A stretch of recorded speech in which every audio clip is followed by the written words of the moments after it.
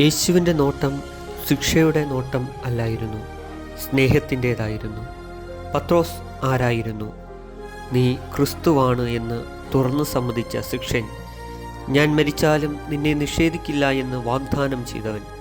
പക്ഷേ ഭയത്തിൻ്റെ നിമിഷത്തിൽ ഒരു സ്ത്രീയുടെ ചോദ്യം പോലും സഹിക്കാനാവാതെ അവൻ 3 പ്രാവശ്യം പറഞ്ഞു, ഞാൻ അവനെ അറിയുന്നില്ല.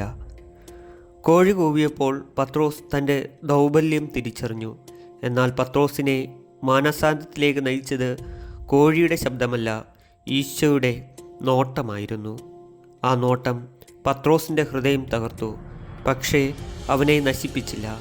ആ നോട്ടം കരയിപ്പിച്ചു, പക്ഷേ പ്രത്യാശ ഇല്ലാതാക്കിയില്ല. ആ കണ്ണുനീർ പരാജയത്തിൻ്റെ കണ്ണീരല്ല, പുതുപ്പിറവിയുടെ കണ്ണീരാണ്. നമ്മുടെ ജീവിതത്തിൽ എത്ര നിഷേധങ്ങൾ ഉണ്ടായാലും ഈശോയുടെ ഒരു നോട്ടം മതിയാകും നമ്മെ മാറ്റാൻ. ആമേൻ.